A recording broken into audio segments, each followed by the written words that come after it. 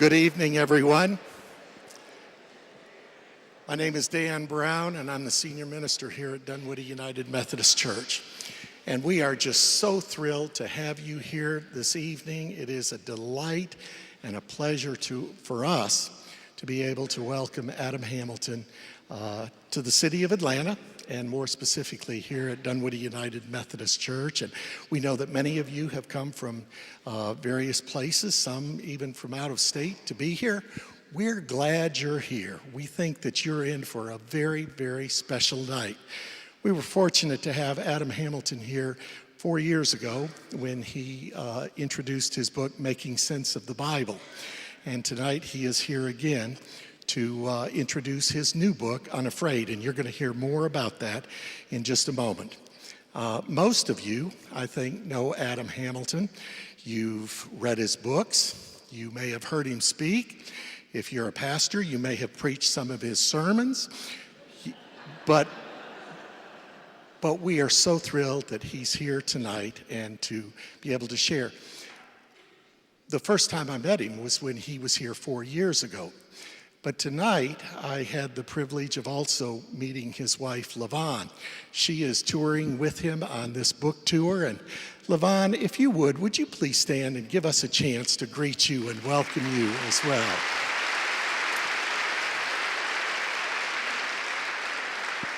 We're also delighted to have a number of members of the North Georgia Conference Cabinet with us tonight, and especially to have our own Bishop Sue Huppert Johnson. Bishop, will you stand and give us a chance to greet you as well?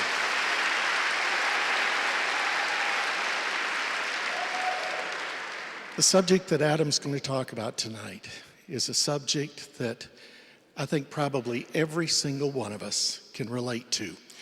It is the subject of fear and finding hope and courage in the midst of uncertain times. And so will you join me as together we welcome Adam Hamilton to Dunwoody United Methodist Church.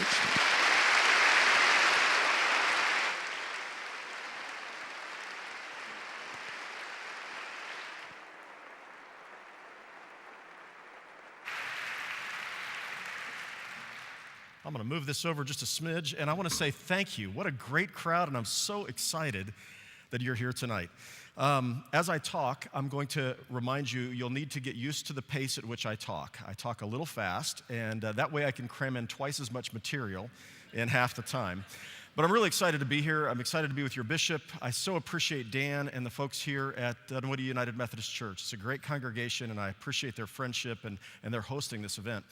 I want to tell you why I'm doing this. So I've written lots of books, and I don't take book tours. I don't go city to city. I mean, I'd love to do that, but I have a real job back in Kansas City. I've only done this twice. The first one was with, as Dan said, Making Sense of the Bible. And I did that because I felt like that was a conversation that we needed to have, in particular, the people called Methodist. I know many of you who may not be United Methodist, but I felt like it was important for us to talk about Scripture and the nature of Scripture and how we read Scripture and the fact that it's possible to read Scripture in different ways. And so because of the conflict in our denomination, I felt like it's important for us to have these kind of conversations. So I did a series of about 6 sites where I spoke about that book. It wasn't to sell books. It was to sell the idea of a conversation.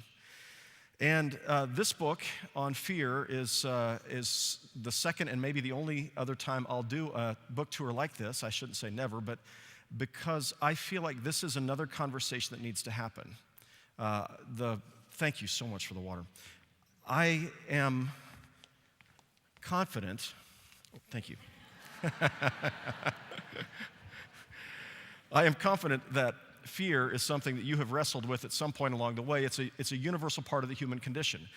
But what we've seen and what precipitated my writing this book was 18 months ago watching as we went through an election cycle and seeing Americans' fears rising higher and higher and higher. And it was, of course, during an election season, and it wasn't just the presidential election, but it was also the more local elections. And as always, you hear sound bites in television commercials. I was hearing them all the time in Kansas City. And it's interesting, they find people who have the scariest possible voice, and they manage to give you in 60 seconds not the candidates' positive vision for the future. Now, it may be different in Georgia. Maybe you have these, but in Kansas, I never hear people giving us the positive vision in 60 seconds. Here's how the world will be a better place if you elect me for office. Here are all the things that I'm going to do. I mean, every once in a while you'll hear that, but you get further down the campaign and what you start hearing are those campaign commercials that say, here are the really, really bad things that are going to happen if you elect her or him. And so, you hear this, and how many of those spots run in the Atlanta area? I'm guessing every hour you've got 20 of them probably running. And so we have the same thing, and you're listening to this, and we're not a big important state like Georgia in terms of the number of voters that show up and how you count, but we still hear them constantly. And they're literally, I think, designed to scare the hell out of you, or at least to scare you enough to vote for the person who's paying for the commercial.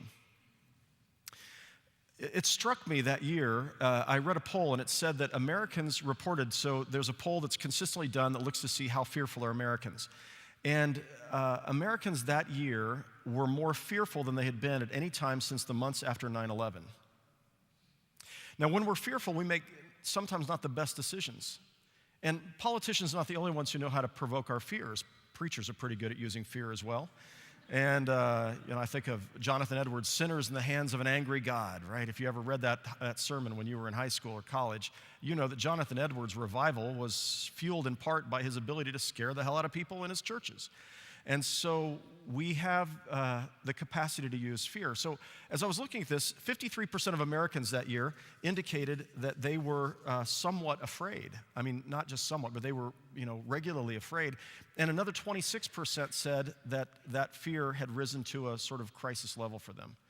So a lot of fear going around. And I began feeling this in my congregation. I began thinking, part of the role of a leader is to help people when they're afraid. And what a great leader does isn't fan the flames of fear and make people more afraid. They say, what are the things we really should be afraid of, and what are the things we shouldn't be afraid of? And then the things that we should be afraid of, how do we address them? What do we do to actually attack those fears so that we can solve the problem? And I began thinking, as a pastor, I need to help our congregation think through this. At the same time, I had a fellow who was describing his own personal experience with fear. It was not about campaigns. He'd taken a job. He'd left a job that was safe and secure in order to take a more challenging job. He felt like he was dead in the job where he was at, and he took this job. It was in New York City. He lived in California, and he was going to work out of his home in California, but he was going to, commute from time to time to New York City. And he said he was in New York City. He was walking down Broadway in the middle of the day, and there's hundreds of thousands of people walking by, and he begins thinking to himself, you're never going to make it in this job. You're going to fail. And he said, I began thinking about this and thinking, how am I going to do this? And then I began thinking about my children and my wife, and they were counting on me. And here I'd done this stupid thing because I needed a more challenging job. I had left that job, and he said, I'm standing out there, and I start having a panic attack in the middle of Broadway, and I start weeping as all these hundreds of thousands of people are going by. I'm terrified. And he said, the one thing that lifted me out of that was this thought came to me. I wonder how many of the rest of these people are sometimes terrified. And I realized everybody's terrified sometimes. For him, it wasn't the fear about politics or about people. It was about change and the fear of failure. And then in my own life as a pastor, watching people dealing with fear, I thought, I think this is something I need to preach about. And I've preached about fear hundreds of times over the years, but I think this may be something that I need to focus a sermon series on. And out of that, I want to see if it might become a book that might actually help other people. So what I'm doing today is I'm inviting us into a conversation about fear. To think about fear, to think about a wide array of fears. But I want to begin by recognizing that fear is actually a good thing. That the fact that you can experience fear is a gift from God. It's what protects you and saves you. All animals have the capacity, actually the built-in hardwired ability to be afraid. This is very, very important because there are things that are dangerous to you. And when you're afraid, this little part of your brain called the amygdala, and I have a slide, I think, of this. The amygdala is a little almond-shaped sort of gathering or clustering of specialized cells. There's actually two in your brain, one in each hemisphere. And amygdala is actually a Latin word. I think it means almond, and these look like almonds. And so this little bundle of cells takes data from your eyes, your ears, from your smell, your sense, your taste, all of these senses, as well as internal sensors, and it takes that data and it very quickly determines that there might be something that's a danger to you. And it does this actually before you can even think about it. So if you've ever had somebody throw a ball at you and you only see it out of the kind of corner of your eye and you duck really quick, that's your amygdala. It's processing that information faster than your brain can think about it.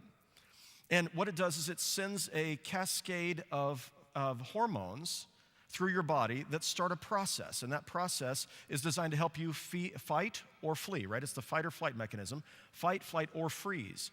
And so it's trying to prepare you for that. And so pretty soon your muscles tense up, your breathing gets shallow, your heart begins to beat faster, your mouth gets dry, your pupils dilate, your hands get clammy. You are ready to freeze or flee. You've had that experience before. I remember when I was a kid and there was a dog that was loose in our neighborhood and I was riding my Schwinn bicycle by and all of a sudden that dog starts baring its teeth and running after me. Had anybody have something like that happen to you? And suddenly I was like Superman on that bicycle. I was able to go faster than a speeding bullet, right? Because I was terrified and my amygdala kicked something in and I couldn't stop it. Now, some of you recognize those sort of experiences in your body because you experience them more often if you ever wrestle with panic attacks or anxiety disorders. And what happens there is your internal sensors are going off when they shouldn't be going off. They're saying there's something wrong because they're sensing something, but there's not really something wrong, except that your sensor is not working properly. You've had this happen. Anybody had a smoke alarm go off when there was no fire? Yeah, and it happened to us several months ago, 2 in the morning, the things are going off, and you wake up, now your fight or flight mechanism is going off because of the sound in your ears, and so you wake up and you look all around, there's no smoke, and you're desperately pulling the fire alarms off and taking the batteries out and trying to get it to shut up, and the problem is there's a sensor that's collected some kind of dust or debris on it, and it's misfired. This happens in our bodies sometimes too, and when that happens on a regular basis, we talk about panic disorders and anxiety disorders, panic attacks, and so there's things you got to do to treat that. We talk about that a little bit in the book as well. 1 chapter is devoted to that. All right, so we have this wonderful thing called the amygdala, which helps us to be able to sense danger and then to protect ourselves from the danger. By the way, I mentioned all animals have this. Our little dog, Maybelle, she's a 10-pound Chihuahua pug mix. She's called a Chug. And she is adorable, but I'll tell you what, we live out in the country, and so we get wild dogs or, stray dogs. We get coyotes sometimes. We get opossums that live underneath the front porch. We have raccoons on the back porch, and she hears these things, and the hackles go up on the back of her neck, and she begins barking like crazy. You would think she was a ferocious Doberman Pinscher, and she kind of looks like a miniature Doberman Pinscher, and she's ready to go out and attack. Now, we let her out there, and she goes and runs towards that thing, and the opossum, when she goes out there, it just freezes up. Right? And she just keeps barking, and it freezes. They're both doing their thing, right? The amygdala is telling the opossum to freeze and telling Maybelle to fight. Now, if she starts fighting a bigger dog or attacking a bigger dog or trying to, suddenly when the dog turns on her, she rolls over and she lays on her back like this. Right? I don't know what happened to my ferocious dog, but she suddenly has become docile because, she knows she doesn't stand a chance, so she reverses roles. She begins to freeze. We all have this mechanism at work in us. Now, we have something else, though, and that is our brain's logical capacity to remember things and to analyze threats. So the amygdala works often without your logical processing, but your logical processing is meant to kick in and say, oh, whoa, wait a minute, that's not really a threat. It's okay, calm down, it's not really a threat. It's supposed to do that. But your logical processor also is analyzing potential threats that your amygdala doesn't understand. And so it does that with the help of your memories, experiences in the past. So when I was a kid, I had this experiment that I conducted. I saw my parents plugging things into outlets in the wall, and I thought I would try that and see what happened. And I took a little hand trowel that was my grandmother's, and I plugged it into the socket in the wall, and suddenly, boom! And there was a smoke that came out, and this was back in a house that wasn't grounded. And fortunately, I had a rubber handle on it, but I was scared to death, and it blew out the lights in the lower part of the house. So I learned from that. It scared me, and that was a memory lodged in my brain, and from that time forward, I never messed with electricity, and I'm still a little afraid of electricity to this present day because my logical processor draws upon my memories and experiences and says, this is something that you could get hurt by. We all have that too. Now, you're analyzing possible threats. You're looking around. You're seeing the people who are around you. You're seeing the circumstances, the things. You're reading the news. All of this data is coming in, and you're trying to figure out, your brain is trying to figure out, should you be afraid or not? And one of the things that makes it possible for you to analyze and maybe anticipate threats that you haven't experienced yet is something called your imagination. So your imagination is another wonderful gift from God. It's used in a host of ways, but one of the ways the imagination works is to dream up possible threats before they happen. Right? Have we all experienced this before? So we dream up possible threats before they happen, and as we're dreaming those things up, that's based upon a whole lot of other information, like authority figures. They can tell us this is a scary thing, and our imagination says, well, they said it is, it must be, and so that becomes internalized. Or, we imagine that something that happens somewhere else is going to happen over here, and then when we give way to that kind of fear, we find ourselves often paralyzed. Right? We don't do things that we should be doing. We sometimes make really bad decisions when we're afraid. When we get scared enough, we sometimes become angry. Anger is one of the outcroppings of fear. So when I'm fearful enough, I become angry at the object of my fear. And then sometimes we do horrible things. Right? If you think about the history of the world, so many of the worst things that human beings have ever done to one another was done because people were afraid. Somebody talked them into being afraid. 1 million Tutsis killed by the Hutu in Rwanda in our lifetime. How did that happen? Well, the radio programs continue to tell people regularly on the air, you should be really afraid of the Tutsis. The Tutsi minority wants to make you slaves again. They want to control you. They're going to do these things to you. They really want to kill you. There's enough of this kind of stuff going around, and you hear it from enough places enough times, and even though you go to church with them and you sing in the choir with some of those people,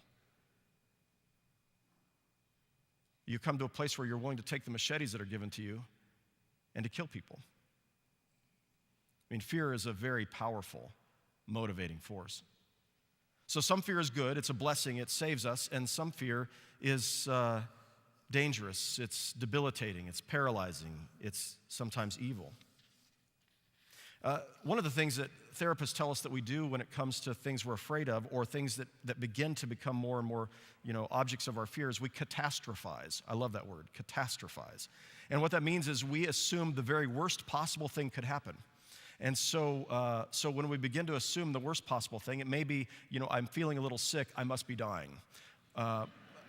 It may be that person looked at me the wrong way and they want to hurt me, right? And so we begin to catastrophize. And that's one more case where the fear leads us to some pretty bad places. I think about in your car, the rearview mirror that you see off to the right or to the left, it has a little thing etched in the glass. At least I'm pretty sure they still say this. I haven't looked lately. Maybe I've gotten so used to it I don't even pay attention. Do you remember what that says in there? Objects in your mirror are closer than they appear, right? And that's because the convex nature or concave, I never can remember which, I think it's the convex nature of the glass in the mirror makes so that you can see a wide range, makes things appear further away, and so it's warning you, right? And that's a good warning. What happens with our imagination and our fear is just the opposite, and it is that things that are farther away appear closer than they really are. They appear more frightening than they really are. This happens for all of us. You've heard the acronym for fear, false events appearing real. False events appearing real. And so many of the things that we've been afraid of in our lives never come to pass. Or if they do, whatever comes to pass is not nearly as bad as we thought it would be. 16 months ago, I began the work on this book and began with a survey of our congregation and anybody who follows me on Facebook. There were 2,400 people took the survey, and that's a pretty good sample of people.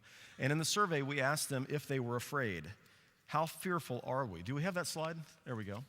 So how fearful are we? And I want you to notice this. We had multiple categories: rarely fearful, moderately fearful, which means I'm regularly fearful, but I'm not all the time fearful, and only occasionally does it feel debilitating. And then significant fear is my life is impaired by my fear. So the latter two categories are pretty strong indicators of regular fear, sustained fear in our lives, rarely fearful. I want you to notice the age breakdown and how this changes. 18 to 35-year-olds, 12% were rarely fearful. 43% moderately fearful, 45% significantly fearful. Young adults were the most fearful group if you looked at the level of fear in the significant fear side.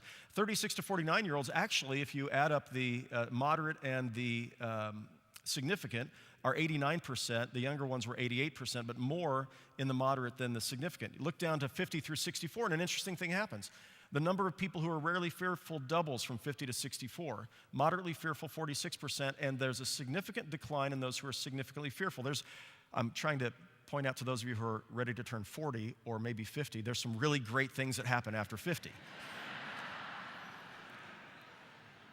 And you notice the 65 to 74-year-olds, 28% rarely fearful, 49%, 22%, Actually, I'm sorry, 49%, 23%. And then 75 and above, look at that, rarely fearful, 39%. There's some blessings that come the older you get in terms of how fearful you are. 38% moderately fearful, 22% significantly fearful. We are fearful.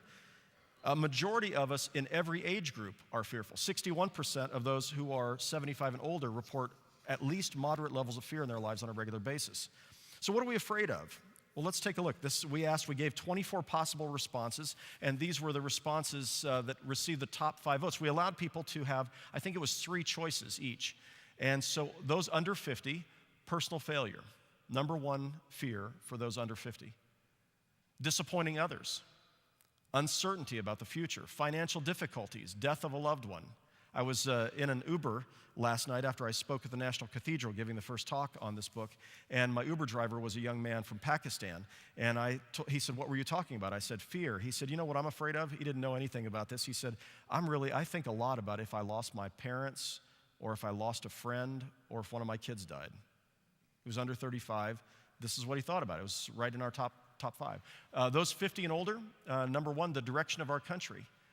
Now, what's interesting about the direction of our country is that depends on who the president is and who controls Congress as to whether you're a Republican and you're most fearful about the direction of the country, or a Democrat. Right now, many Republicans are feeling pretty good about the direction of our country, and many Democrats are terrified. But in 2016, when I took the survey, many Democrats felt pretty good about the country, and Republicans were scared. So fear, though, plays a key role here. Finances for retirement, aging, loss of mental capacity, that typically means my memory, and dependency upon others. These are the things that those who are over 50 feared the most.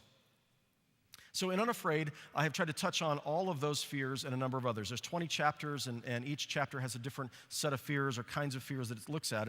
And in the book, I offer 4 steps for overcoming our fear. Now, we're not going to get rid of all fear, and there's no silver bullet that will eliminate fear, but there are certain practices that throughout history have been shown to help people, press through their fears, to live with courage and hope despite their fears, not to give in to their fears or be controlled by their fears. In essence, to be unafraid. Unafraid means not living with no fear, but it means to not be controlled by your fear. And so I want to unpack these 4 in the rest of my talk tonight. This is an acronym as well, so we took fear. I wanted it to be something you could remember, and the acronym is facing your fears with faith or a bias of hope. I'm going to unpack all these in a moment. Facing your fears. The E in fear is examining your assumptions in the light of the facts. The A is attacking your anxieties with action, and the R is releasing your cares to God. Now, each of you will be receiving a copy of the book. I think many of you already have them, but some of you didn't get them yet. They'll be available as you walk out today.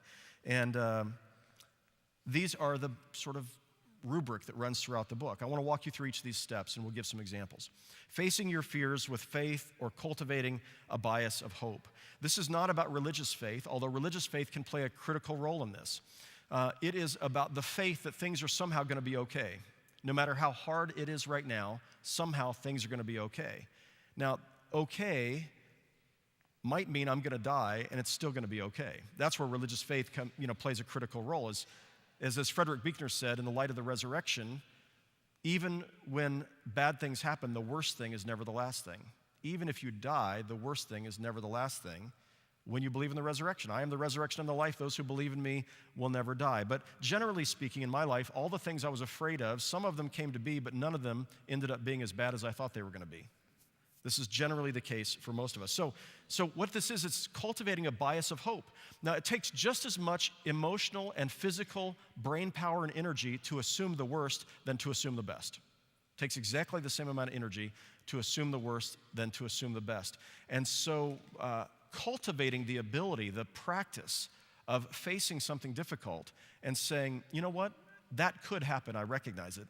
But I'm choosing to believe that this will happen, and I'm going to live my life in such a way that this happens. Not everybody can do this, and this is only one in a series of 4 steps, but I'm reminded of Eleanor Roosevelt's quote. She once said, "You gain strength, courage, and confidence by every experience in which you really stop to look fear in the face. You are able to say to yourself, I lived through this horror, I can take the next thing that comes along." So the more that you lean into your fears instead of running away, and what we typically do is we bury our head in the sand when we're afraid, or we run away from our fears, but when we lean into them, what we often find is we can overcome those fears. Now, when therapists talk about this, they talk about the practice of actually confronting your fears, walking towards them little by little, taking baby steps towards the thing you fear, and eventually you find you can extinguish your fears. They call this extinction. And so this is a therapeutic model, but it goes way back before modern therapy. Human beings have always done this. You lean into your fears, and you find you overcome them. So I want to give you an example of this I heard on NPR several years ago. It was a man named Bob Carlson and his daughter Tess, and he's a radio journalist. And he was describing Tess. She was 10 years old. Her fear of roller coasters and heights and going fast, and so when they'd go to the theme park, she couldn't go on the fast rides and she wouldn't go on the roller coasters. It wasn't a horrible fear. A lot of people have worse fears, but this was her fear. And he thought, I want to see if I can help her overcome this, because she's missing out on a lot of fun if she misses out on the roller coasters of life. So he takes her to the theme park, and he's at Six Flags, and he says, we're going to go on the kiddie roller coaster. Now, she was almost too big for the kiddie roller coaster, and he was, but somehow he managed to get it where he could go on the roller coaster with her. And they're sitting there, and it's just one of those little simple roller coasters like this, and he sits holding her tight. She's terrified to get on there, but when she gets done with it, she's like, well, that wasn't scary. Well, let's do it again. So she does it again, and then it's time. Bob says, well, let's try a little bigger roller coaster. I don't know, Dad, I don't know if I want to do that. Well, they get on the bigger roller coaster, a little bigger roller coaster. And, she does it, and she's like, well, that wasn't so bad. And she does it again and again, and she has fun doing it. And then there's a little bigger one. And then finally there's the 9-story monster. The 9-story monster that has 2 upside-down loops on it. And he says, okay, we're ready to do this one. Dad, I can't do this one. No, you can. You really can. I'm going to hold you tight. Dad, I can't do it. Yes, you can. They go up to the top. They're in the line. She's ready to turn back 4 or 5 times. They finally get on there. Once they're on, and that bar comes down, and now she's really terrified. I want off, Dad. I want off, Dad. But no, come on. We can do this. We can do it. And I thought you might enjoy hearing. He turned on his phone to record what happened. Take a listen.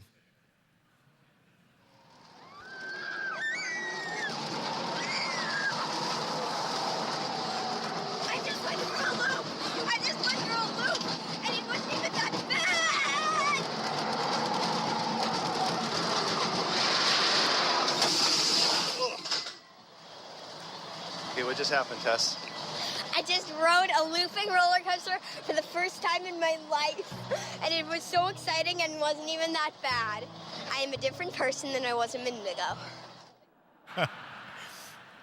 Don't you love that? I'm a different person than I was a minute ago, right? And this is what extinction looks like. This is what facing your fears looks like, is we lean into them and not running away from them. You experienced this when you were a kid and somebody challenged you to go on the high dive at the swimming pool. And at first you just jumped off from the side of the pool because that sounded too scary, but then you went up on the low dive, and you got on the low dive and you were really scared, and you kind of got to the edge of the diving board and you just barely, slid off the diving board. And then you did it a little more, and then the next time you did a cannonball off the low dive, and finally somebody says it's time to go off the high dive, and you climbed up to the top of the steps and you looked over and you said, I am not doing this, and you went back down the. Anybody do that besides me? And so you do that, and then eventually you get back up, and they no, come on. And so this is what I did the first time. I actually hung off of the high dive, and I let myself go. That got me halfway to the to the pool. And then you figured out you could do that, and you do it again until finally you have overcome your fears. So this is one of the things that we have an opportunity to do. I don't know what you're afraid of, so I'll just throw out a few things. Do you fear public speaking? By the way, public speaking is really the fear of rejection. Embarrassing yourself, humiliation, and rejection. Afraid to ask somebody to go on a date. Another fear of rejection. I'll tell you, one of mine was, LaVon and I got married the week after high school graduation. We went to a little Pentecostal church. The pastor told us that Jesus was coming back at any moment. We've been dating for a year and a half, so that Jesus was coming back at any moment. And there was at least one thing we wanted to experience before Jesus came back, went along with getting married.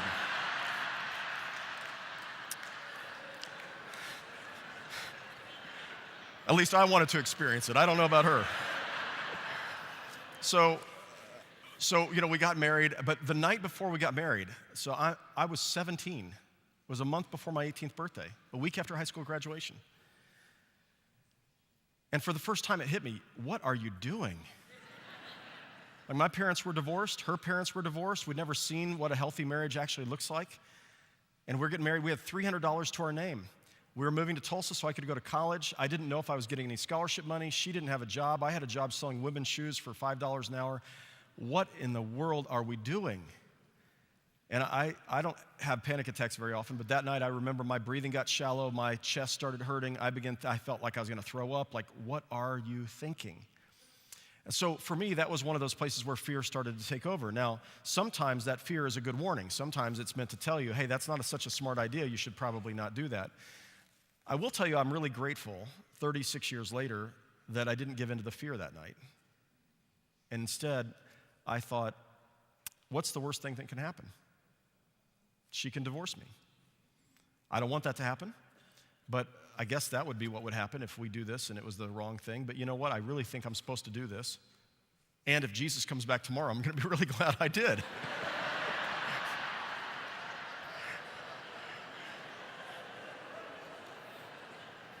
So sometimes people avoid getting married because they're afraid of commitment. Sometimes people avoid having children because they're afraid of what that's going to do to their lives. Sometimes people feel like they should adopt, but then they don't adopt because they're afraid. I've known people who are afraid to go to the Holy Land because they're afraid they're going to get killed by somebody in the Holy Land, even though it's one of the most spiritually enriching experiences and they can actually afford to do it. But they never go because I know people who won't go on a mission trip because they're afraid of what's going to happen or what kind of sickness they might get or what could happen if they go here or there. How many things do we miss out on in life because we're too afraid? And part of what we have to do, we take baby steps and we lean into our fears. We face our fears with a bias of hope.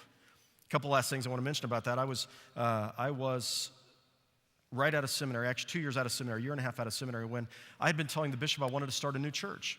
And finally, in February of 1990, the bishop said through the superintendent, we're going to let you go start a new church. The moment it was announced that I was going to go start a new church, now we had a limited budget. I mean, virtually, it was my salary as an associate pastor and $10,000. That was it.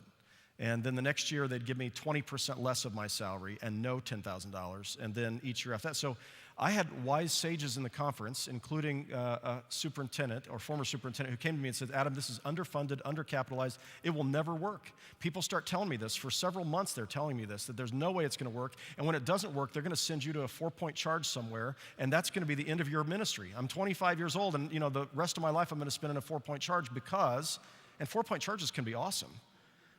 I just never been to one. I didn't even know what that was like. And so I remember I thought, well, okay, if that's the worst thing that happens, then okay, that's all right. And I remember the night before we held our first worship service in a funeral home chapel in 1990, and I couldn't sleep. I was so scared nobody would show up. But I have to tell you, I'm so glad that I said yes and that I took the risk even though I was terrified, because today there's 20,000 people who are followers of Jesus Christ in the Methodist Church in Kansas City, and I don't know how many of them would have been were it not for the fact that a 25-year-old kid overcame his fears and said yes. So I want to encourage you to be people who lead into your fears. One of the leadership principles I teach across the country when I'm teaching pastors on leadership is something called discernment by nausea. And discernment by nausea says this, that often we face a fork in the road. And when we face that fork in the road, there is one path that seems, and this is true for every business, organization, civic organization, it's true in people's lives, and it's certainly true for churches, that you'll face a fork in the road, and when you face that fork, there's a path that's easy and safe, and it just seems like, of course, that's a no-brainer. And then there's a path that's hard and difficult, it requires risk and challenge, and you're going to have to do more than you thought you'd have to do. And you look at those two paths, and which path do most people choose? The easy path. Most churches, which path did they choose? The easy path. Which path is the Jesus path most of the time? The hard path. He said at one point in the Gospels, he said, broad is the way and wide is the path that leads to destruction, and many there be that find it. But narrow is the way and straight is the path that leads to life. Or Robert Frost said it this way, 2 roads diverged in a yellow wood, and I took the one less traveled by, and that has made all the difference. So see, in life, there are risks, and with those risks, we have to be willing to take them. If we don't take them, we play it safe and easy, and that leads to our own demise, or at least the missing out on life. I once learned something in the Franklin time management course. I'm terrible at following the rest of the things, but this one thing I remember. It said, and I don't know who this quote came from, but it said, the successful people are willing to do the things unsuccessful people are unwilling to do. I mean, that's just such a simple quote. However you define success. Successful people are willing to do the things unsuccessful people are unwilling to do. And what that has to do with is overcoming your fear and the inertia and doing the things that are hard or difficult. And what you find, this is consistently true in my life, that the things that I thought were going to be hard are never as hard as I thought they were going to be. They're never as hard and difficult as I was afraid they would be. All right, so it takes as much imagination to imagine a good outcome or a bad outcome as a good outcome. I'm inviting you to face your fears with a bias of hope. All right, let's talk about examining your assumptions in the light of the facts. So therapists talk about this as cognitive restructuring. So this is that cognitive part of your brain, and it often hears only part of the truth or some statistics, and then it extrapolates from that. And when it extrapolates, it often extrapolates, towards the fear factor, right? It's imagining all the bad things that could happen. Cognitive restructuring is about getting the facts and beginning to believe and test those facts until finally you realize, I don't need to be afraid of this thing. So let me share with you some information about one of the fears Americans have. The Gallup organization conducts these kind of fear polls, and they found several years ago that 53%, actually it was 2 years ago, Americans, the fear of crime reached a 15-year high for Americans. 15-year high, 53% of Americans were afraid of crime happening to them. There was another 26% that were somewhat fearful of crime happening to them. That was 79% of Americans who were somewhat or very fearful of crime. This was in 2016. That was very good news for gun manufacturers. It was very good news for people who installed security systems, because we're looking for something to do with our fear. And if I get a gun or I have a security system, that might, quell my fears some. So what's interesting about that is that while more Americans were afraid in 2016 of fear than in the 15 years before that, the rate of violent crime, so I went and looked. The FBI has these statistics, and the Bureau of Justice Statistics, Bureau of Justice keeps a measure of statistics as well. So I went to look at those statistics just to see, is this really something that's happening? Are we becoming, more crime-filled as a society? And here's what I found. Since 1993, according to the FBI, crime has been cut in half in America. So our fear of crime has gone up, and the reality of the threat of crime has gone down by 50%, according to the FBI. According to the Bureau of Justice Statistics, it's gone down by 74%. Now, that may not be in your particular neighborhood, but across the country, this is what we found. Violent crimes have dropped by more than half in the last 25 years, and violent crime today is at its lowest since 1964, the year that I was born. I'm 53. In 53 years, our violent crime rate in America is as low as it was in the year that I was born, and yet Americans think it's higher than ever before. Why do we think that? The internet, news, right? I don't have it on today, but I have an Apple Watch. That Apple Watch has 4 apps for news, which are the same apps I keep on my phone. I keep both the right and the left news organizations, so I'm kind of hearing things from both sides. And so every time there is something that happens in the news, my watch actually vibrates on my hand. Now, because I have 4, apps, there are, every time something bad happens, I get 4 vibrations on my watch, right? Now, the news doesn't vibrate telling me that a cat was stuck in a tree and a firefighter got it down. Doesn't tell me all of the good news stories. These are breaking news, and the breaking news is almost always bad. You know the line, if it bleeds, it leads. And so the thing that my brain has a hard time differentiating is every time that's buzzing, it's telling me something bad is happening, and I forget that America is a country with 360 million people living in it. And the reason why that's vibrating is it doesn't happen very often. Right? The stuff that happens every day, you're not getting breaking news on that because that's old news. It's the stuff that doesn't happen very often that's vibrating on my watch, on my phone. And so we find ourselves afraid, and partly we're afraid by the news cycles, and partly we're afraid because we're told we should be afraid. There's a whole lot of things that we're afraid of, but let me just share with you another thing that many of us are afraid of. Starting at the age of 40, just for those of you who are under 40, I'll let you in on something that's not such good news. Starting at the age of 40, you begin to forget things. You forget where you put the keys. You forget, you're sometimes driving along and you're looking around like, where in the heck am I? Or what was I doing? you have this thought, this brilliant thought, and before you can write it down, it's already escaped your mind. You can't remember it. And so you begin to think that you have Alzheimer's, right?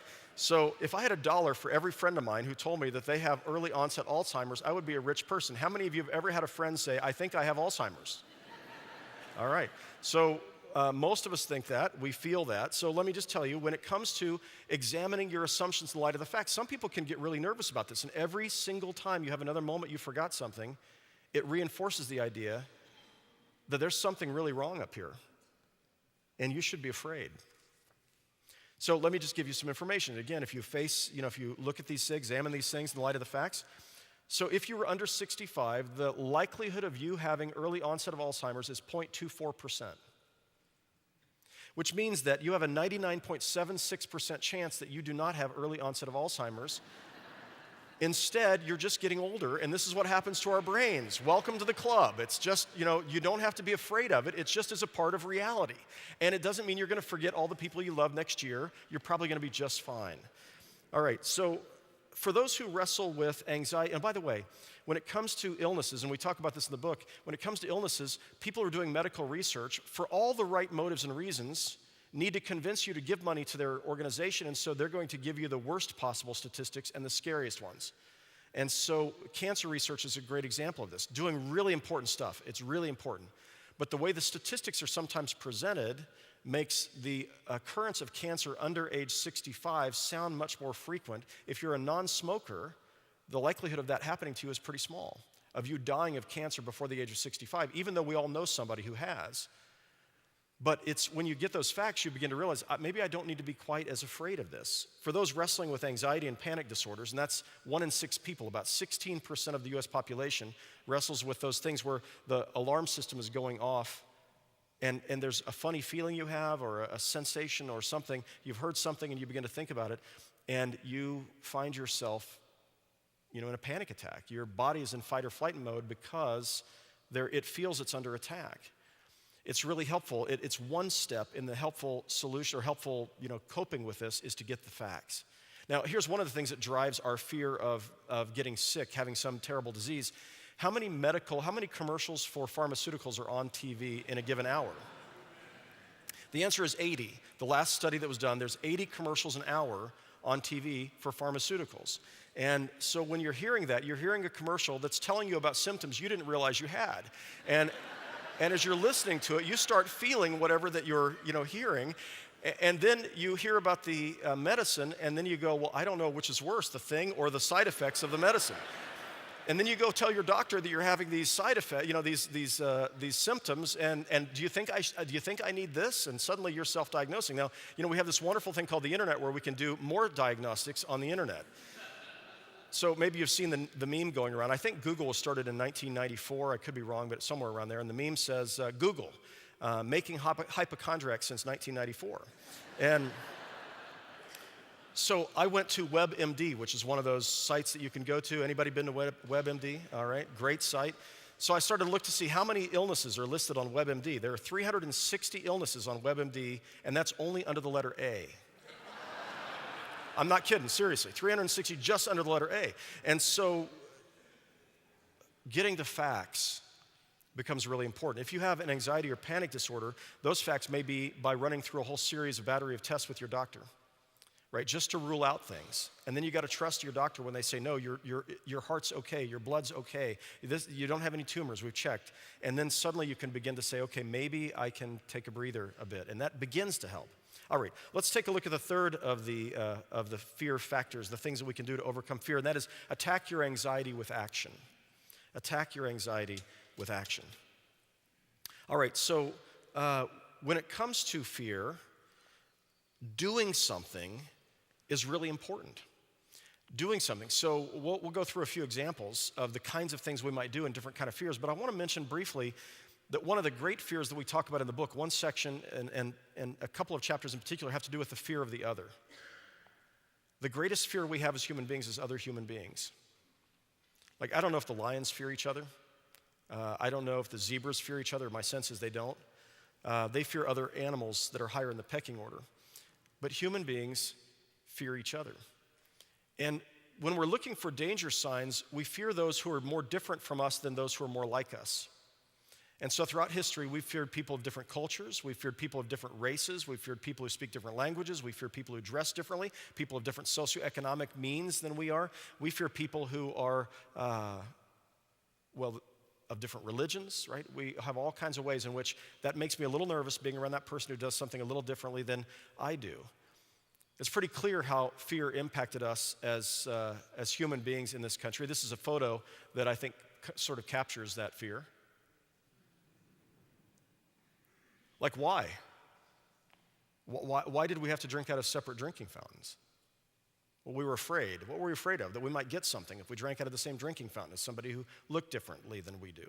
And actually, it's typically just the majority population that enforces the fear rules related to that. But so fear is something that runs deep inside of us.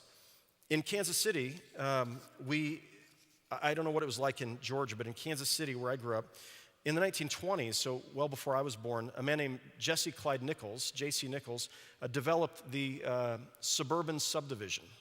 And this model was picked up across the country. He's known in development circles as like the father of modern neighborhood development. And he developed beautiful neighborhoods. They had screen-in porches. They had a garage that was, at the back of the house and later attached to the house. And he developed neighborhoods that were homogenous. So this neighborhood was for people who made this amount of money. And then, so it didn't have like really expensive homes and cheap homes in the same neighborhood. It had the same priced homes in the same neighborhood. And then there were covenants and restrictions that made sure that Jewish people and African Americans had to live over here. They could live wherever they wanted as long as it wasn't in one of these neighborhoods that had a covenant and restriction law. And the covenants and restrictions said that no one of Semitic origin or Negro could rent or buy property in this neighborhood.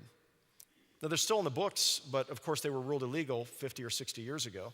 And yet in Kansas City, we're the 13th most racially segregated major American city. I actually enjoy coming to Atlanta. I don't know what it's like everywhere, but I know parts of Atlanta are very integrated. But in Kansas City, we have a line, the street's called Troost Avenue. And on one side of Troost Avenue is where the largest number of African Americans live, and on the other side of Troost Avenue is where many Caucasians live. And there's a fear. I grew up, and my family would have washed my mouth out with soap if I used a racial slur.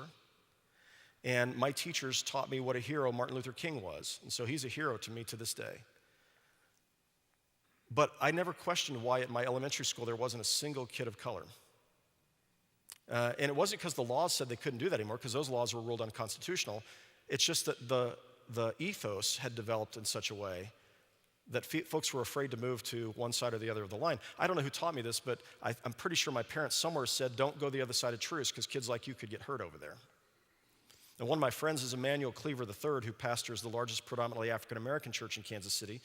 And he was taught growing up, he was a few years younger than I was, that if he went to my side of Troost, he could get beat up and hurt.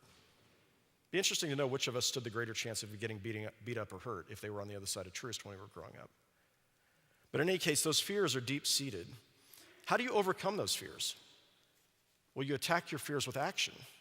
Right? So when it comes to human beings, part of what we have to do is get to know one another. We have to actually hear each other's stories. So at Church of the Resurrection, we've begun working with St. James United Methodist Church, and we have these gatherings where we get 600 or 800 people together, and we have ice cream, and we just tell each other our stories. And some of our groups are getting together in small group Bible studies, and we're getting together for service projects and other things as a way of hearing each other's stories. And suddenly when I hear your story, you're my friend and I care deeply about you. But I have to attack my own personal fears, which turn into, or another name for that sometimes is racism. I have to attack those fears with action. Right, so we attack those with action. I think about a host of other ways in which we have to do this as human beings. In the book, I talk about the fear of refugees we have today. So refugees, and I'm guessing you have the same issues here, but certainly in Kansas, we've been taught that these people might be ISIS agents. And so if they might be ISIS agents, then we should be afraid of them. Now, the reality is that, most people who are refugees have come through some pretty hellacious situations, and they're just looking for some hope, right? And in America, we haven't had an example of there are a handful of examples around the world, but none here that I'm aware of, where someone who came in as a refugee ended up killing people in the name of their religion. Now, I live in a city, so I preached about this after the refugee suspension of the refugee program, and just said, when we look at the scriptures, we're told that we have to care about people whose lives are endangered in other places. And of course, we have to be very careful about how we bring people in or out of the country, but we can't just let our fear rule the day. And by the way, the definition of courage in my mind is not the absence of fear. The definition of courage is doing the right thing even though you're afraid. So you take a risk and you do the right thing even though you're afraid. That's what courage looks like. And so when I think about this, I had a gentleman come to me afterwards, and after the sermon, he said, I just don't think you're taking this seriously enough. And I said, well, I'm really trying to. I care deeply about this. One of the things I did in order to attack my fears, because you hear the news, you feel the anxiety, I thought, I've just got to go meet with a Syrian refugee family. So I went to meet with a Syrian refugee family in Kansas City. I took a film crew with me, and we sat down together, and I listened to them tell me their story. And while they were telling me their story, their interpreter was an Iraqi refugee. And the man was telling me about how he had to leave Syria because the medical treatment wasn't available for his girls and they could die. And how, as he described the day when he packed all of his things in his car and he and his wife and their kids left for what is likely forever, his parents and the home that he'd known and the life that he'd known. And he became a refugee in a refugee camp in Egypt before he came here. And he starts crying when he's telling me this story. And to watch a grown man who's a strong person just start to weep in front of a complete stranger as they're telling their story just does something to you. And then the interpreter who's trying to interpret this begins to weep. And he weeps and he starts telling me his story of how he had to flee the hometown that he was from. And I shared that in our congregation with 12,000 people that day, 12,000 people that day. And somehow for a moment anyway, our compassion got the better of our fear. And we said we have to care about people like this. Lots and lots of fears that we have, in my life, and I'll sort of wrap this step up with one more. Barbara Gatlin is a member of our congregation, and I was doing a sermon talking about the importance of serving other people, and I asked our missions team, who would you recommend I talk to? And they said, talk to Barbara Gatlin. She's awesome. And she works in a job scheduling appointments for people who have discovered they might have cancer and they're scared, and she tries to shoehorn them into the doctor's schedule sooner than they would get in otherwise. It's not a six-figure job. It's an ordinary kind of job. She she works really hard at what she does. In 2006, she heard us talking about our mission work in Africa, and she signed up for a mission trip, took vacation. She only gets 2 or 3 weeks. She took vacation. She paid her own way, and she went to a place called Muiplas, which is a village built around a trash dump northeast of Johannesburg. I've been there several times. She's been there multiple times now. 16,000 people live on the trash dump or around the trash dump. You go there and you just can't believe people live like this. And I asked her to tell me about the experience. And when she's in Kansas City, she's working with the homeless. And I said, tell me about this experience and what it feels like to you. And she said, well, I guess I'll just tell you. And she gave me permission to tell you. She said, I've really struggled with anxiety and depression in my life. So, but a weird thing happens when I go to Africa and I'm with these people at Muiplas at the trash dump. I don't feel a bit of depression or anxiety when I'm with them. And when I'm working with the homeless in Kansas City, I don't feel depressed anymore. I don't feel anxious when I'm working with the homeless. I've taken my eyes off of me and I've put my eyes on someone else. This is what therapists, positive psychologists will tell you. This is really one of the most important things you can do is take your eyes off yourself and you act, you do something for somebody else. And I want to show you a picture. This is from her last mission trip. And there's Barbara. And I want you to think about this. She's on a mission trip giving a vacation and spent $2,000 to go there. Does she look miserable? Does she look scared, depressed, anxious? What she has is joy, which is part of what happens when we attack our anxieties with action, right? We get to know other people. We're no longer afraid of them. We begin to act on the things that we're afraid of, and as we act, we find the fears begin to dissipate. This is Barbara Gatlin's story. All right, that leads to the last point, and that's release your cares to God. Release your cares to God. Oh, by the way, when we think about fear of others, fear of immigrants, fear of strangers, the word is xenophobia. You know that word, xenos for stranger or other, phobia for fear. You know, the Bible has a word that's its exact opposite. It's a wonderful word, and it shows up over and over and over again in the Greek translation of the Old Testament and the Greek New Testament. It's xenophilia. Xenophilia is love of stranger. It's love of the immigrant. It's love of the other. And so we're called to have the love of the other, but the only way we can do that is if we overcome our fears, right? It's part of being a Christian is to overcome our fears. So anyway, the last idea, this idea of releasing your cares to God, from time immemorial, it was faith or trust in God that people turned to overcome their fears. So long before there was Xanax or Zoloft, there was prayer. And Xanax and Zoloft are really good. These can be really important tools in helping us to cope with our anxieties and our panic.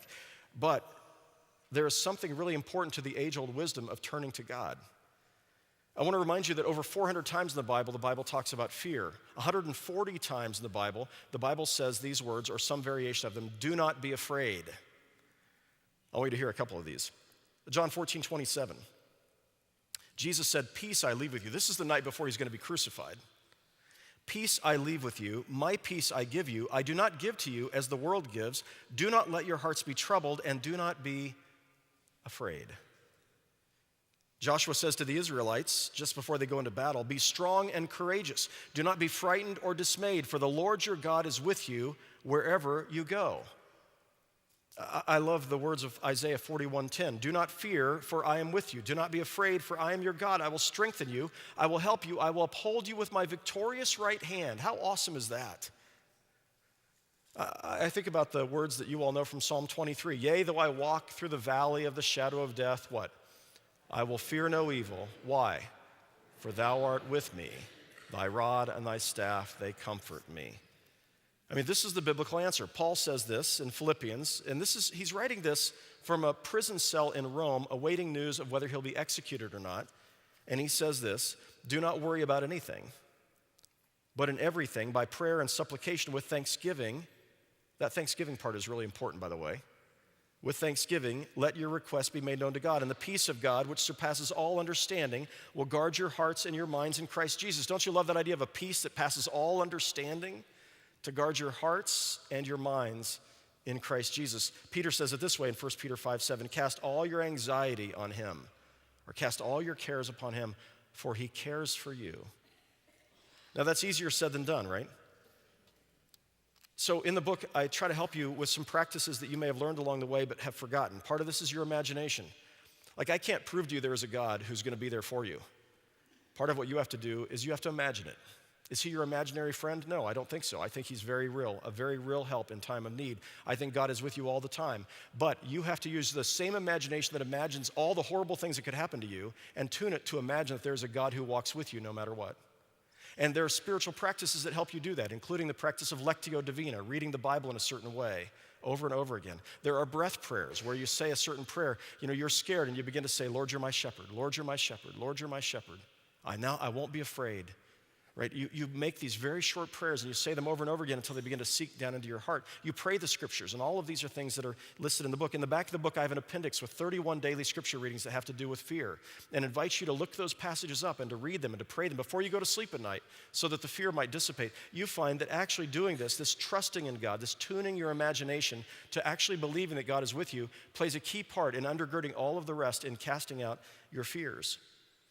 I think about this, and I think about the role it plays when you imagine God holding you and that you're not alone. Now, the book was written for people who aren't even Christians, so if you're here and you don't even know if you believe in God, this book will speak to you. But for those of us who are believers, you find in here this really important word. And so I imagine God holding me, right, when I'm praying, when I'm scared. I imagine him walking with me. Take my hand, precious Lord. I imagine him holding my hand. And I pray as though he's doing these things. And so as I think about that, I think about the impact that has on me, like the impact that, it's something Levon bought for our dog Maybelle has on her. So Maybelle, I mentioned her to you. She is really scared when there's a thunderstorm. And she's also scared when there are fireworks going off. And we take her to the Lake of the Ozarks. We have a place at the Lake of the Ozarks. And in Missouri at the lake, you can fire fireworks anytime. And so some people tend to think the bigger the fireworks, I don't know what. But anyway, they fire these huge, big, booming things over the water. And it resonates over the water. And it scares the bejeebers out of her. And she runs and hides in the basement bedroom as far back in the corner as she can. And she just shakes there. Now, if you combine a thunderstorm with a fireworks display, which happened a year ago on 4th of July, she is really terrified. And so when we can't find her, we know where she's at. Well, Levon, we went to the lake once and she said, I got something for Maybelle. It's called a thunder shirt. And she said, you wrap her in it really tight, and it's like swaddling the dog, and it's got Velcro, and you pull this elastic fabric around her, and she's not gonna be afraid. I said, that's the dumbest thing I've ever heard of. There's no way that thing is gonna work. And she said, well, I don't know if it will or not, but let's just try it. Here's a picture of Maybelle with her Thunder shirt on.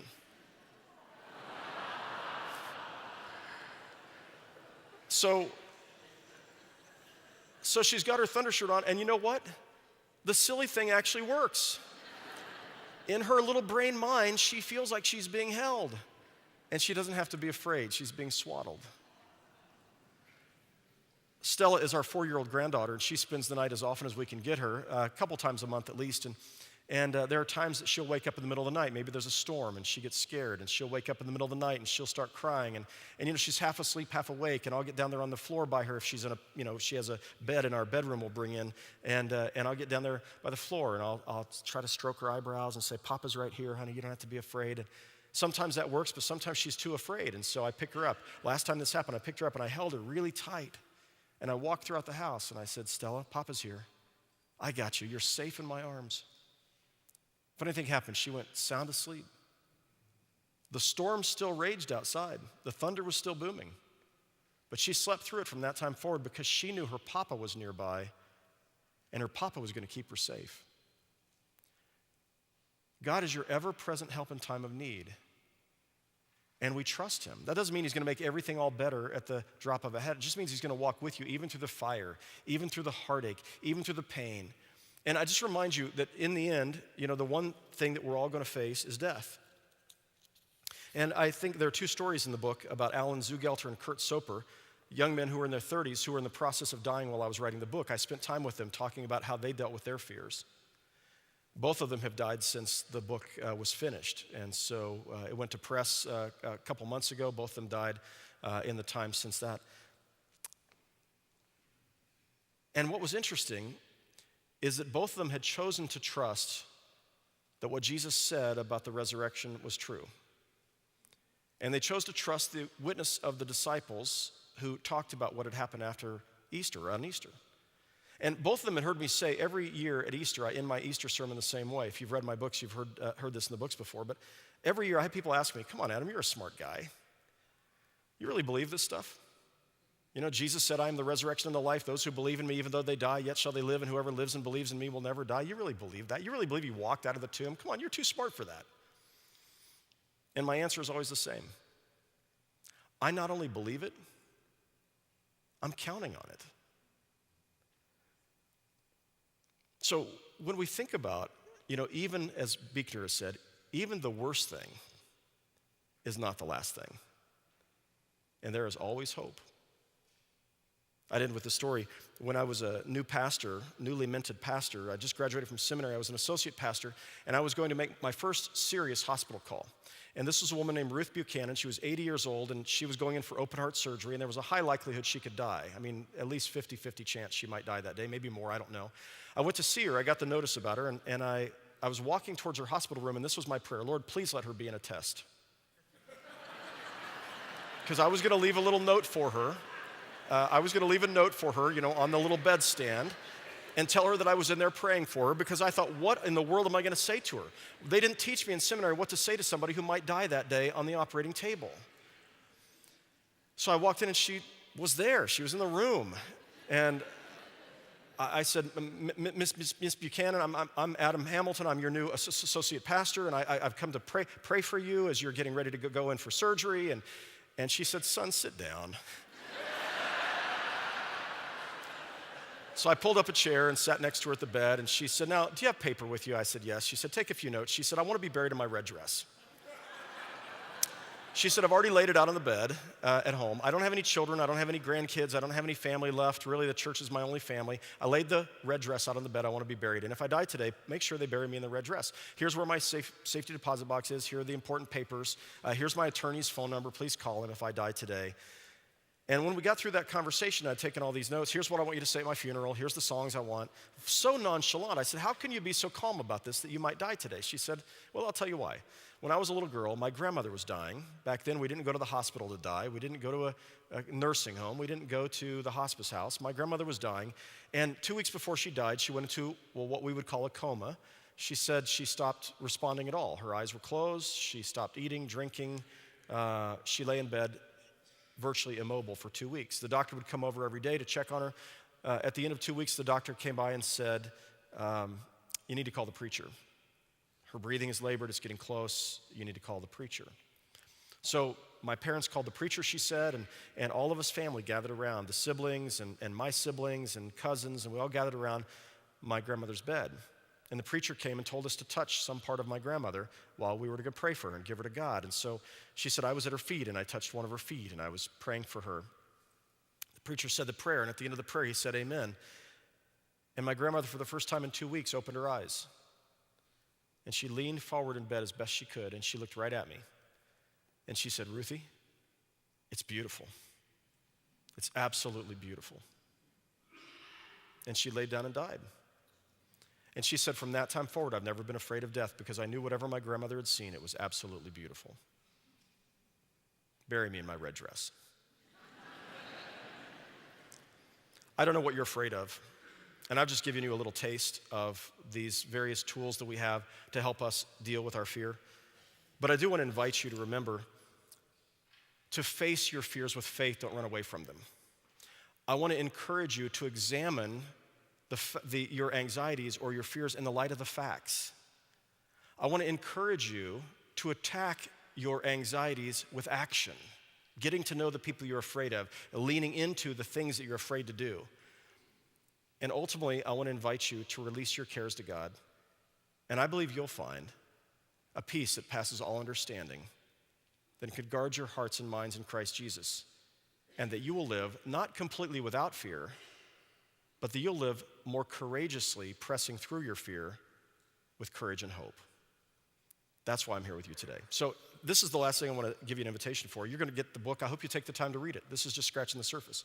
If you don't like the book, don't say anything on Amazon or Goodreads about it, okay? But if you do like the book, 79% of Americans are afraid. 88% of young adults are afraid.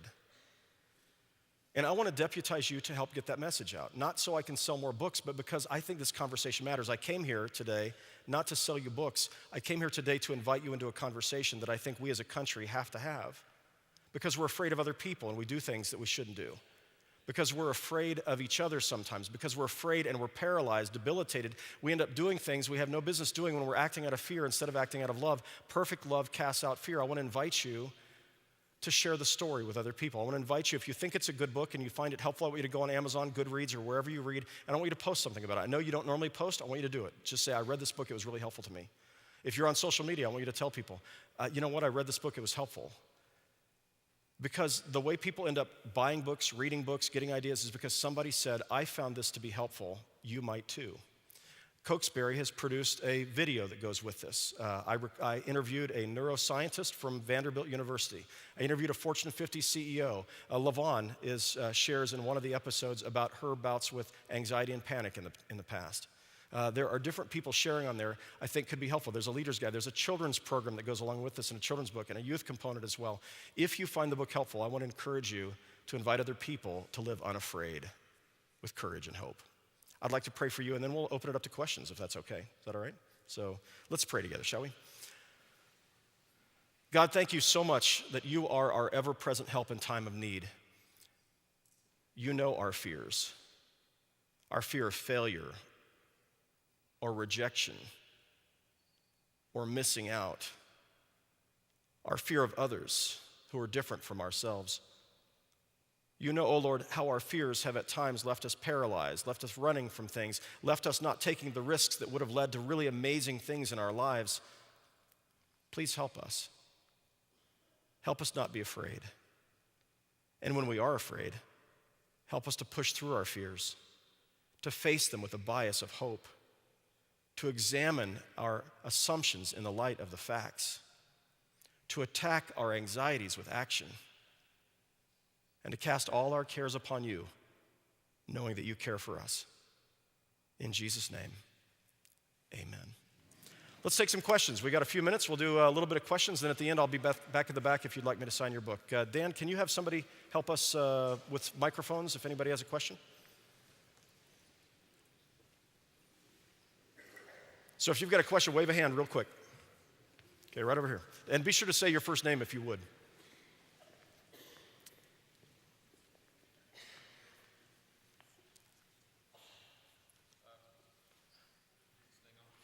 So the blue mic on?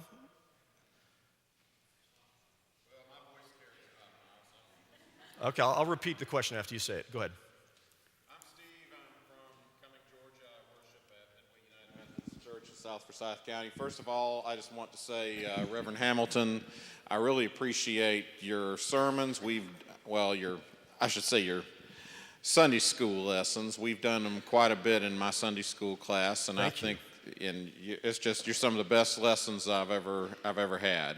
Well, my question today is not really related so much to the book. When did you feel the call to ministry? Thank you for that question. So when did I feel the call to ministry?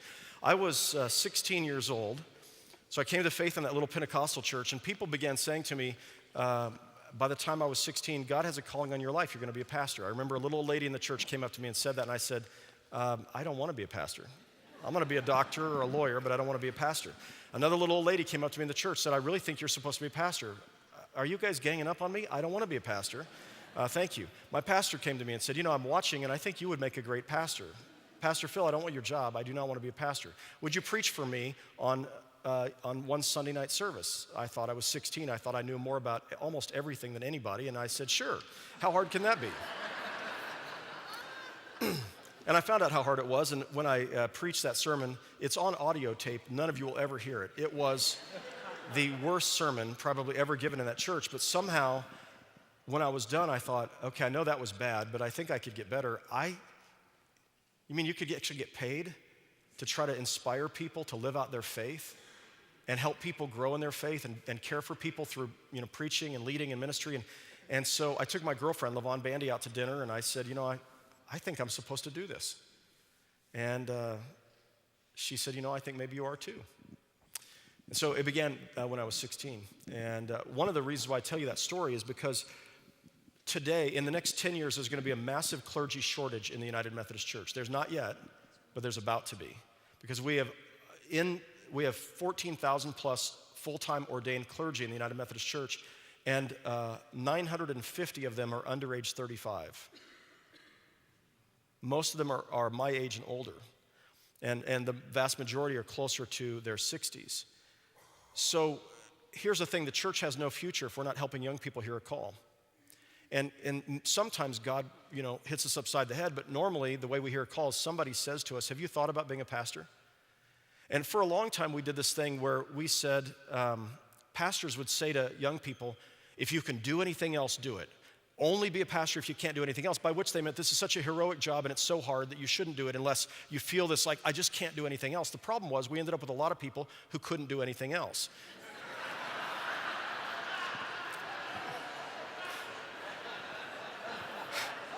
That's not true in Georgia, of course, but in Kansas it is true. And so, it used to be that pastors were often the brightest and the best in a community. Harvard was started to educate pastors, Yale to educate pastors, Princeton to educate pastors, all of these schools, Oxford to educate pastors, and these were going to be community leaders. And we lost that somewhere along the way. So what we do at Resurrection is we are constantly, every chance I get, I'm saying to young people, and if any of you are teenagers and you're here and you have me sign a book, I'm going to ask you the same question. Have you thought about being a pastor someday? And we ask that of all of our we start in third grade with their third grade Bible, and we say, we want you to think about whether God might call you to actually teach from this book as a pastor. Then when they're in confirmation, we have a whole emphasis on this. I tell them, here are the things you need to be good at if God's calling you to be a pastor. Are you good at arguing with your parents and they don't know what to say when you're done? You might be a persuasive speaker. Are you the person your friends come to pour out their problems? You might have a gift of mercy. And so we go through things that they're used to. And then I tell them, let me tell you why I love my job. I love sitting next to somebody in the hospital when they're really scared, and I get to hold their hand and anoint them with oil and give them to Jesus and watch a peace come over them because I was there representing him. I love standing here, right at this spot when the bride and the groom are standing before me, the groom and the bride standing before me, and I get to watch the bride walk down the aisle, and I get to watch the groom's face up close. I love holding those babies as we pour water over them and give them to Jesus. I love giving kids their third grade Bibles. I love getting to stand up in the pulpit and say, I think the scripture is teaching us that we're supposed to go here, and if we do, God's going to do something, and it's going to be amazing. Let me tell you how much I love being a pastor. And I think in your local church, every one of your local churches should have at least one person right now who's answered a call or answering a call. At Church of the Resurrection, we've set a goal of 200 young people answering a call to ordained ministry by the time I retire. And that's going to be in 15 years. And so we've already had 60 of them start through that process. We build into our budget $150 per credit hour for every young person going to full-time, going to seminary. We had a woman in our congregation died several years ago and left $600,000 for 60 $10,000 scholarships on top of the $150 a credit hour for young people going to ordained ministry. We are baking in a process to raise up extraordinary leaders because the church has no future if it doesn't have good leadership. And right now, the church, not just Methodism, within Christianity, it's kind of hanging in the balance, it seems. And so the question is, who's going to reach today's babies when they're growing up? It's not going to be me. And so I just want to encourage you to do like those two little old ladies in my church did and start looking for the people that you think might be, gifted pastors and encourage them to consider the call. All right, next question. That was a long answer. The rest won't be that long.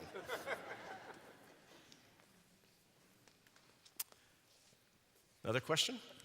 Back over here in the back.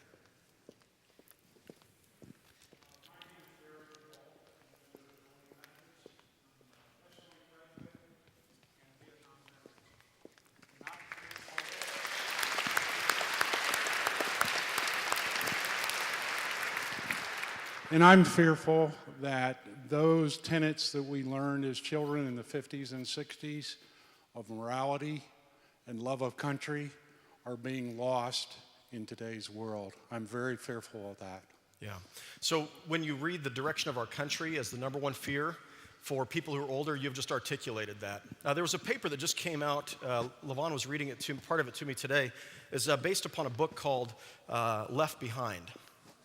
And it was not the book Left Behind that you've heard of, but this is a new book, Left Behind, that talks about people in America feeling like their values are being left behind. When I look at the world that we live in today, it's interesting to ask the question, which values are we losing and which ones are we gaining? So some might say in the 1950s we had better values than we have today. Unless you're African American, you wouldn't say that. If you're a woman, you might not say that either. But there are certainly certain places where we could say these values are stronger today than they were then, and there are other values that are maybe weakened today. And we all feel that. Part of it's change, and we feel uncomfortable with change, and part of it is trying to make sense of what's going on in the world around us. There is no doubt that the church has to be a place that preaches values and teaches what is the will of God for us today. And of course, we have to love our country. That's really important too. We've been through phases where our love of country and the love of God got intermingled.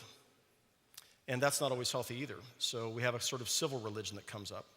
And so somewhere in there, I think you've articulated a very real fear that many people have. That's why it's number one on those who are over 50.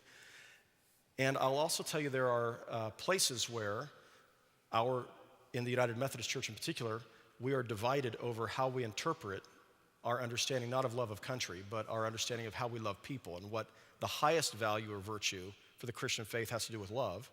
And what does that look like? And what is God's will? And what is culturally conditioned in Scripture versus what is timeless? This is God's timeless will for how people live. And that's the area of ethics. That's where we start wrestling with theology, the Bible, and ethics, and trying to understand the will of God. So I appreciate your fear there. And I think it's grounded in some places and in some ways. And in some ways, I look at today's younger generation, and there are certain values they've lost and certain ones they've gained. When I was growing up, many people my age were looking at making lots of money. That was a high value for us. And what was interesting today is you meet a lot of young people, a lot of millennials, and that's not a high value for them. Serving their fellow human beings is a higher value than making more money. Have they lost their values or have they gained values? And so it's an interesting kind of dynamic that you see happening there. So thank you for sharing that. It's great, great concern. One last one, sure.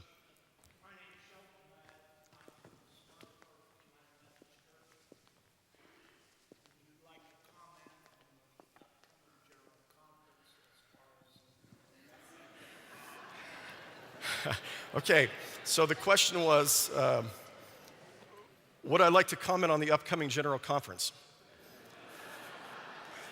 So they didn't ask me this at the National Cathedral last night.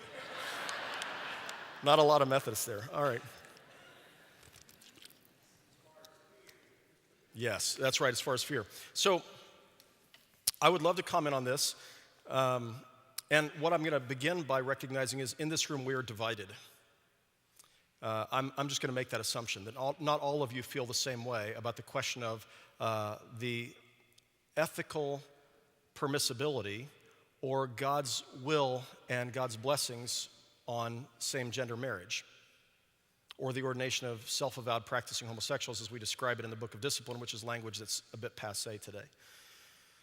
So we are of a different mind, and some of us have changed our views over a long period of time.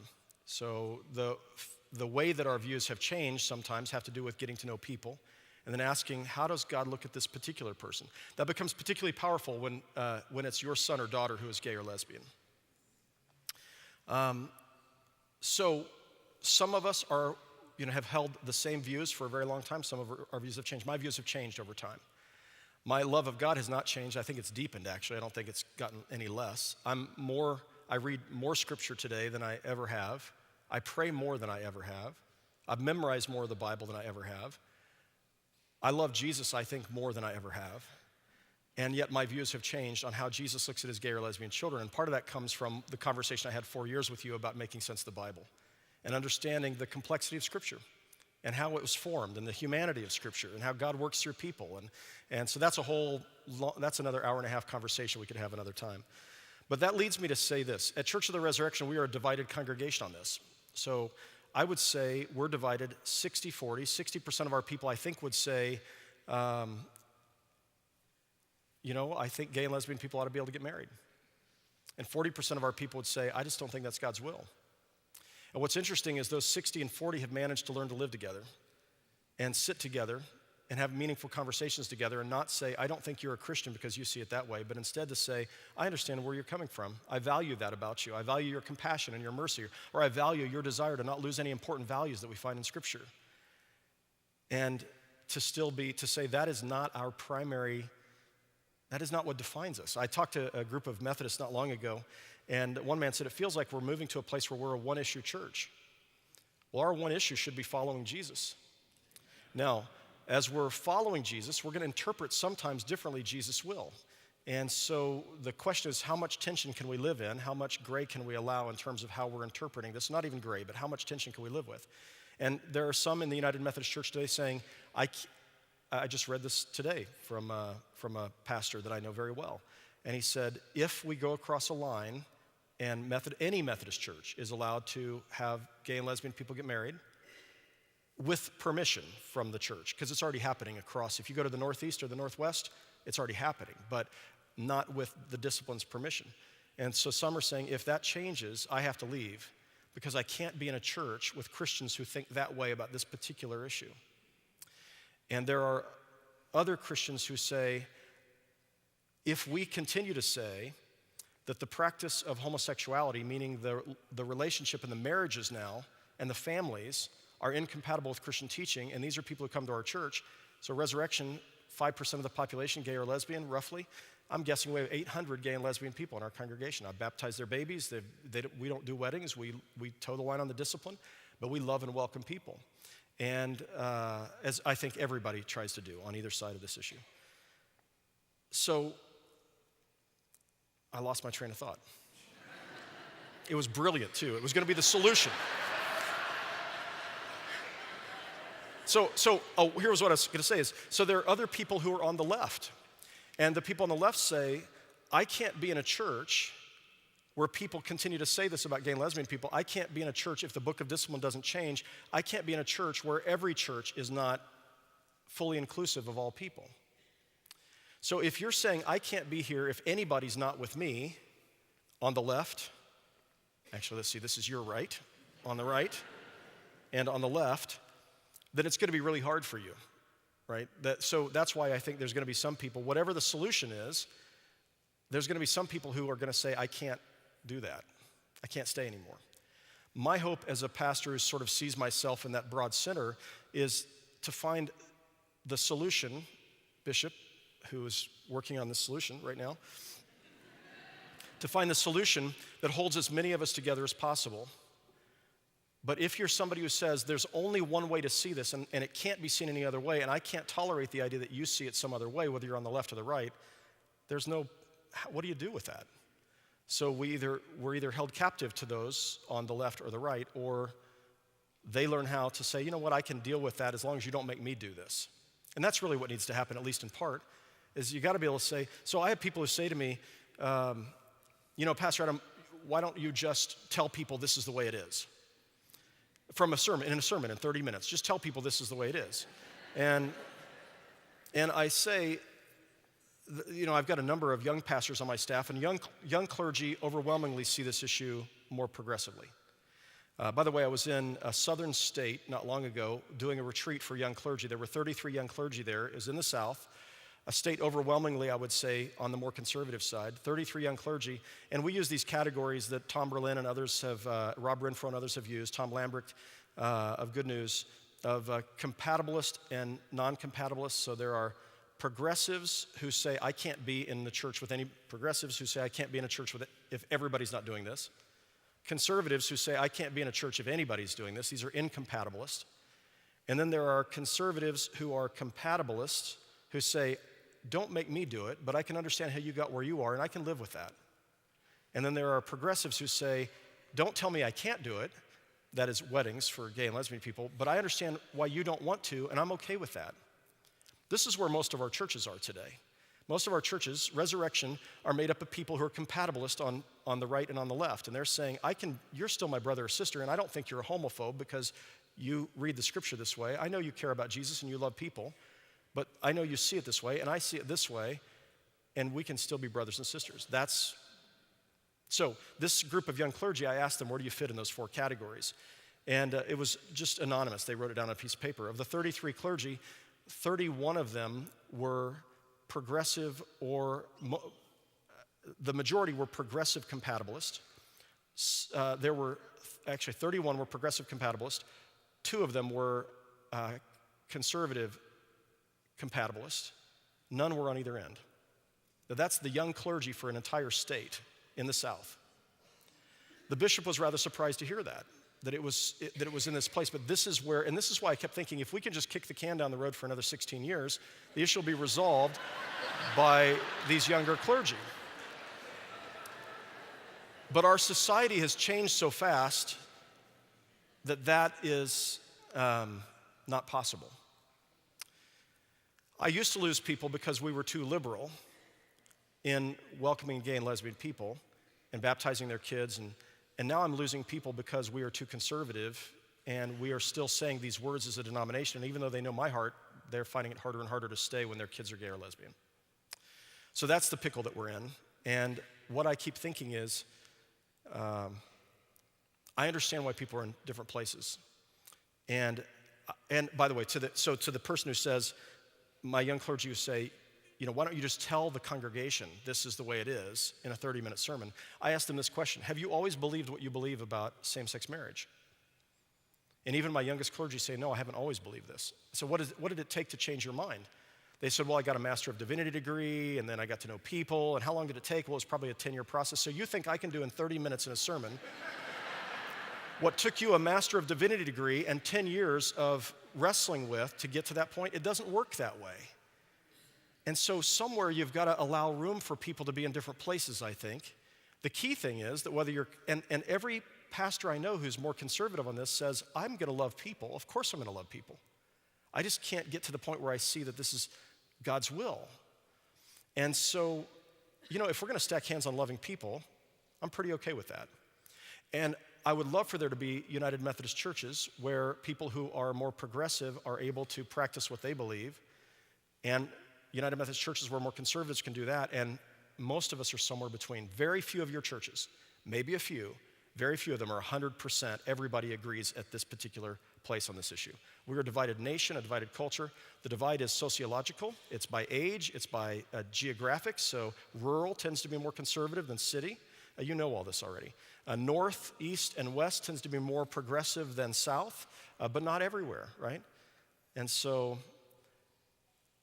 you remember when Solomon was, the 2 women came and they said, this baby's mine, no, this baby's mine. He said, great, let's just cut it in half. And somewhere in there, you found the woman who loved the baby the most, said, no, take it. I think we're going to get to 2019. Here's two things I think might happen. One is we're going to do nothing, because I can't imagine 800 delegates voting for any change, because I just can't see it. But maybe it will. I hope it does. If that happens and we do nothing, then a lot of people are just going to disobey the discipline, and then some people are going to be mad that punishment is not inflicted on those who disobey, and they're going to get frustrated enough they're going to leave. And then there'll be another vote, and it'll change. What I hope happens is we come up with some way to say what I think the bishops are, at least one of the options they're looking towards, and that is that there is a way for annual conferences to make decisions, local clergy to make decisions. I already get to decide who I marry, other than gay and lesbian people. So I meet with the couples and I say, I'm sorry, but I can't do your wedding because I don't think this is a healthy relationship, and I care about you, but unless you get more counseling, I don't feel good about doing this. We get to decide that already as clergy. Annual conferences already decide who they're going to ordain. And so what I think may happen is that annual conferences are going to decide what their practices are going to be, and then clergy can align with non-geographic annual conferences to be in a conference that lines up with where they stand. No local church wants to vote on it, right? Because you don't want to see a third of your people leave who disagree with whatever the vote is. So that's why I think the bishops are going to have to come up with something really awesome. So, all right.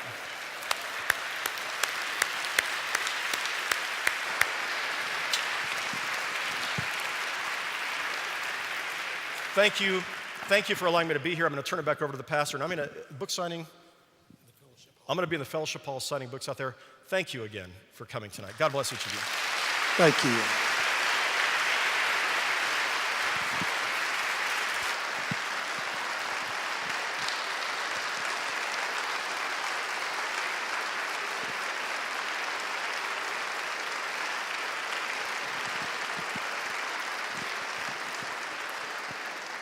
Well, thank you, Adam, for being here, and thank you for being here as well.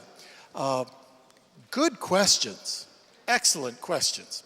So thank you. Adam is going to be in the fellowship hall. If you'll go out this door and turn to the right and walk down the hallway, you'll find the fellowship hall on the left. He is here to sign books for as long as you would like to have those books signed. Let me say this. Hold on just 1 second, okay? Hold on just 1 second. If you registered and you did not get a book, if you will go to the desk, Cokesbury has a setup in our fellowship hall. If you will go and tell them you were a registered guest, they will give you the book, and then you can have Adam sign it. So thank you again for being here. I hope you've had a wonderful time. Have a great night, and don't be afraid.